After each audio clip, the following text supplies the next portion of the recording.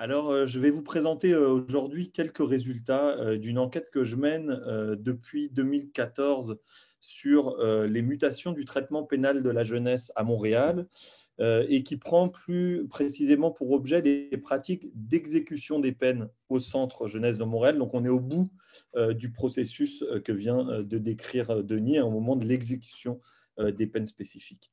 Et pour information, je le mets là dans la première slide, les résultats que je tire de tout ce travail s'appuient aussi dans un horizon comparatif sur une précédente enquête réalisée sur le même thème en France. Alors, je n'aurai pas le temps d'approfondir ce point ici, mais je dirais seulement à titre introductif que d'une part, les politiques publiques et d'autre part, les cultures professionnelles des agents de terrain sont à ce point différentes en France et au Québec, et plus encore à Montréal, qu'elles rendent ce regard croisé extrêmement instructif. Ça me fera plaisir, si vous le voulez, qu'on en discute plus avant dans l'échange qui suivra.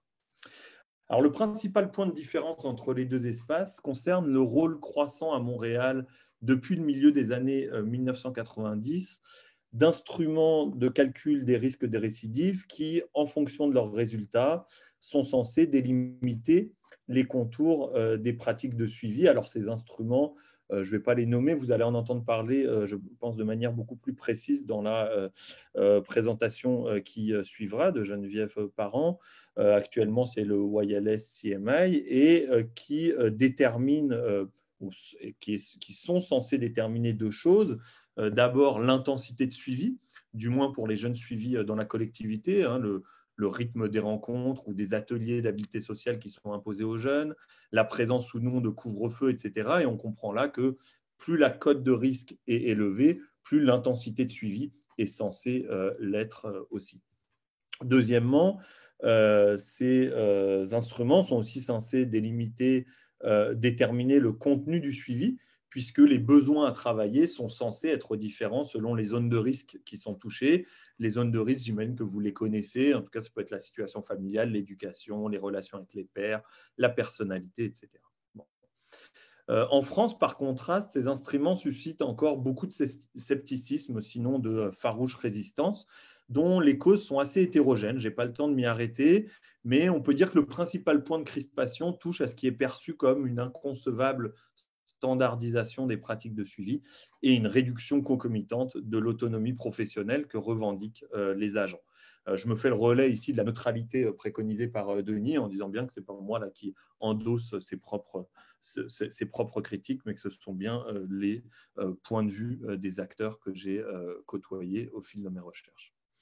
Alors, je passe vite sur ces éléments de comparaison, mais je veux souligner le fait qu'ils ont constitué une part importante de mes recherches pour essayer de comprendre la spécificité de l'action publique montréalaise en matière de traitement pénal de la jeunesse. Et sur ce point, je vais un petit peu vite, mais je défends l'idée que Montréal constitue l'idéal type, si on veut, le cas typique de ce que j'ai appelé un nouvel âge de la réhabilitation, au sens où cette dernière, la réhabilitation, est traversée par la prééminence croissante d'une logique de gestion des risques, via notamment la prééminence croissante des instruments que je viens d'évoquer. Alors, muni de tout cela, j'ai donc décidé de m'atteler à l'observation quotidienne, des pratiques quotidiennes de suivi des jeunes jugés les plus à risque sur le territoire de Montréal. Alors, j'ai réalisé des observations d'assez longue durée, à la fois entre les murs, auprès des éducateurs d'une unité de garde fermée de Cité des Prairies, mais je vais laisser aujourd'hui cette partie-là de côté, et à la fois hors les murs, auprès des délégués jeunesse des différents bureaux de suivi dans la collectivité, que les jeunes soient condamnés à des peines de probation, de travaux communautaires ou de placement et surveillance, dont vous savez sûrement que le dernier tiers est exécuté sous surveillance dans la collectivité. Alors, dans ces deux différents lieux, entre les murs et hors les murs, j'essaye à chaque fois d'examiner les tensions qui structurent tout ou partie des pratiques de suivi. Dans les bureaux de suivi dans la collectivité, je montre que cette tension, elle met face à face les deux principales missions des délégués jeunesse qui m'apparaissent comme les deux pôles d'un continuum. D'un côté, le pôle que représente la mission d'accompagnement orientée vers une visée de réinsertion, et de l'autre, le pôle que représente la mission de contrôle orientée vers une visée de sécurité publique. Donc, vous comprenez là le titre que j'ai donné à la présentation, accompagner ou contrôler. Cette tension, elle met aussi face à face, dans ce que j'analyse, deux temporalités distinctes du travail de suivi. Et j'insiste, je pense que cette question de la temporalité, ça peut être l'objet de discussions intéressantes entre nous. D'un côté, la temporalité longue et difficilement mesurable de la réinsertion, qui est tournée vers l'avenir du jeune, et de l'autre, la temporalité courte et plus facilement mesurable de la sécurité publique, recentrée sur la prévention de la récidive. Alors, au moins deux points importants sont ici à noter à propos de cette tension. Premier point, il faut bien entendre que tension ne signifie pas toujours contradiction et qu'il y a bien des moments, des pratiques de suivi où les deux missions sont articulées, ce qui ne signifie pas que la tension n'existe plus, mais qu'elle est rendue relativement invisible dans le flot du travail quotidien. Il y a cependant d'autres moments plus critiques où la tension est au contraire susceptible de placer les délégués jeunesse dans une situation d'incertitude, voire de dilemme. C'est notamment le cas quand les délégués jeunesse, face au manquement ou à la série de manquements d'un jeune aux conditions de son suivi, se posent la question d'une potentielle dénonciation ou suspension susceptible de renvoyer le jeune entre les murs. Deuxième point, s'il faut bien se garder de penser que cette tension est totalement nouvelle, alors qu'en fait, elle est probablement aussi vieille que l'est l'approbation, qui, on le sait, a été déjà prévue dans la première loi sur les jeunes délinquants au début du XXe siècle, je fais l'hypothèse que cette tension est exacerbée dans le nouvel âge que je décris à l'endroit des jeunes jugés les plus à risque de récidive, qui sont aussi socialement les plus précarisés. Je crois que la présentation de Denis apporte beaucoup d'eau à cette hypothèse, et auprès desquels le pôle du contrôle tend à prendre une place plus importante. Alors, les raisons de ce constat sont probablement assez complexes d'un point de vue sociologique, mais d'un point de vue pratique, la mécanique est assez simple. Plus le risque est élevé, plus le suivi est intensifié, ce qui induit un plus grand nombre de rencontres, d'ateliers, de couvre-feu, etc. Plus les occasions de manquement sont importantes, et cela marche aussi avec nos enfants, plus on les surveille, plus on les attrape. Auprès de ces jeunes, les délégués jeunesse se retrouvent donc plus souvent qu'avec les autres confrontés à la potentialité d'une procédure de dénonciation ou de suspension. Alors, j'ai essayé dans mes recherches de faire l'analyse qualitative de ces pratiques de gestion des manquements. Et pour ceux que ça intéresse, j'en ai tiré un article paru en 2018 dans la revue Champ Pénal. Alors, je n'ai pas le temps de revenir sur l'ensemble de cet article, mais j'aimerais souligner ici deux constats. Le premier constat, que je vous donne sans le développer plus longuement, dans un contexte où les pratiques des délégués jeunesse sont de plus en plus structurées par le recours à des instruments standardisés, les pratiques de gestion des manquements constituent l'une de leurs principales zones d'autonomie professionnelle, ce qui leur permet, de manière relativement peu codifiée, même s'il existe bien sûr des règles à suivre, de replacer chacun des manquements qu'ils constatent dans une réflexion qualitative, parfois assez approfondie, sur la situation globale des jeunes, leur évolution, leur motivation, etc. Deuxième constat sur lequel je vais un petit peu plus m'arrêter, dans ce contexte finalement peu standardisé, les échanges et parfois aussi les débats qui se manifestent entre délégués jeunesse sur les manières de gérer les manquements, et donc dénoncer ou non, mettent aux prises deux figures distinctes des jeunes, ou si vous préférez, deux représentations que l'on peut se faire des jeunes.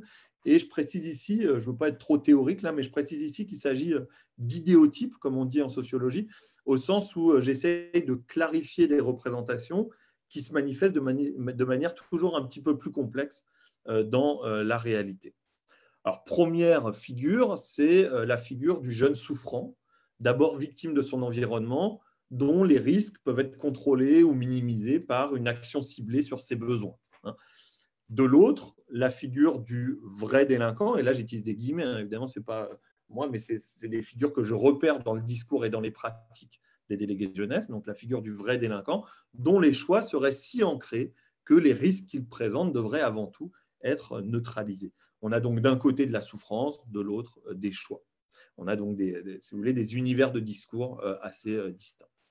Alors, ces deux figures idéales typiques, ces deux représentations idéales typiques, elles distinguent d'abord les jeunes entre eux, et les jeunes jugés les plus à risque de récidive sont toujours les plus proches d'une figure du vrai délinquant.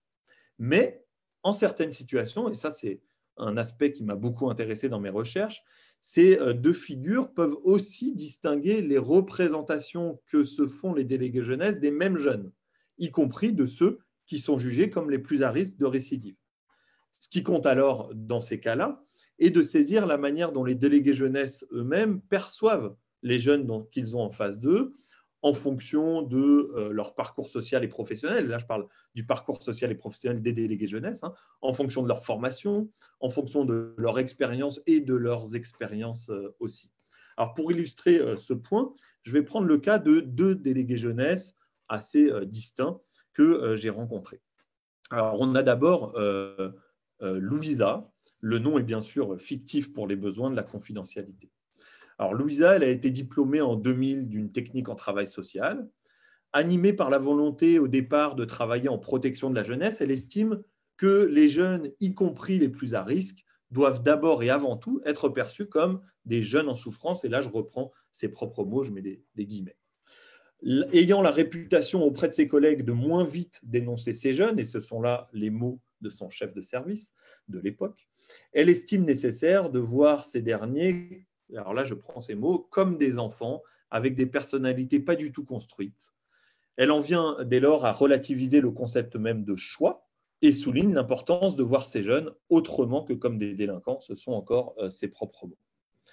Alors, si on retrouve cette tension entre souffrance et choix dans les discours de tous les délégués jeunesse, la politique de gestion des risques que je présentais plus haut tend à accentuer son second pôle, donc les choix, suscitant les critiques de Louisa à l'égard d'un métier qu'elle craint à terme se voir réduit, et je reprends là à nouveau ces termes, à une mission de contrôle.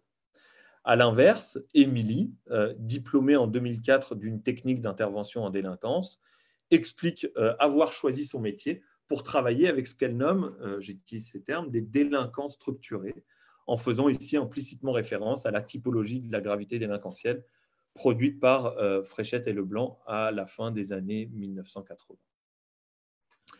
Il arrive ainsi ponctuellement autour de décisions difficiles, autour de prises de décisions difficiles, que des débats se manifestent entre les délégués jeunesse en fonction de la représentation qu'ils se font des jeunes et qui engagent jusque ce que j'appellerais le sens de leur métier.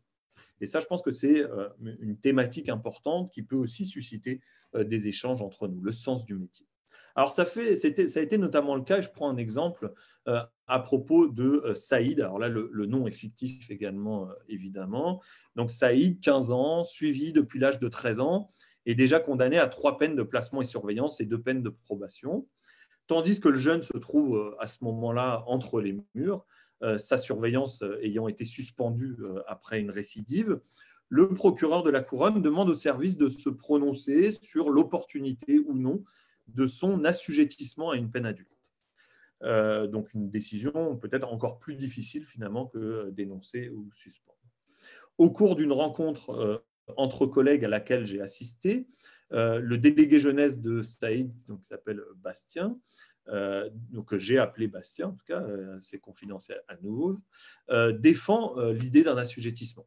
Alors, il met en avant les réticences du jeune à s'engager dans son suivi, le nombre et la nature de ses délits, le soupçon aussi de son appartenance à un gang de rue qui permet de dessiner l'image associée à la figure du vrai délinquant. Durant l'échange entre collègues qui s'est poursuivi sur plusieurs semaines, seule une déléguée jeunesse du bureau, Louisa, dont je parlais plus haut, s'opposait fermement à l'idée d'un assujettissement en mettant en avant un argument simple, l'âge du jeune, 15 ans, qui reviendra de manière récurrente dans les discussions ultérieures.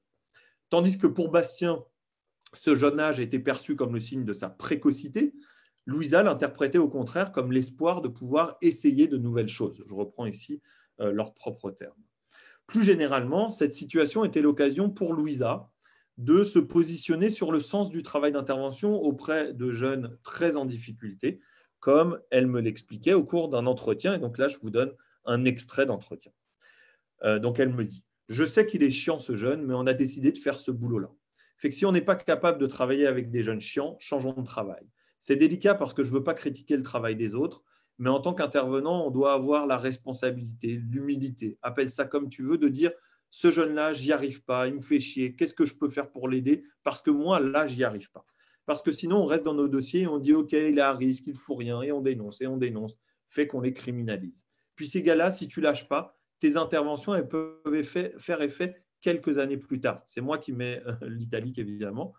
Tout ce qu'on investit pendant X nombre d'années n'est pas utile nécessairement toujours pour le présent, parce que veux pas, quand tu travailles ce genre d'enjeu, de souffrance et tout, c'est très difficile pour eux aussi.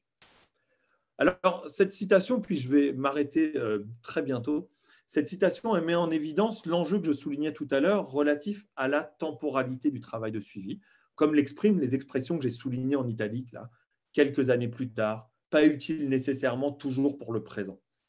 Elle soulève finalement ici un enjeu que d'autres de ses collègues à des degrés divers ont également mis de l'avant, à savoir qu'avec des jeunes pris dans des rapports sociaux qui les enferment à court terme dans une identité de délinquant, les délégués jeunesse cherchent à semer des graines, c'est une expression qui revient très souvent dans les entretiens, dont les fruits, autrement dit les résultats, ne pourraient être récoltés, autrement dit mesurés, que des années plus tard. Et on voit dès lors ici, et ce seront mes mots de conclusion, comment les délégués jeunesse eux-mêmes, dans le cours même du travail de suivi et des dilemmes qu'il occasionne, peuvent valoriser des manières de faire qui évitent d'enfermer les jeunes dans une identité de délinquants, sinon de vrais délinquants, et qui, dans un même mouvement, évitent d'enfermer ou de réduire leur métier dans la seule temporalité courte de la gestion des risques de récidive. Merci beaucoup.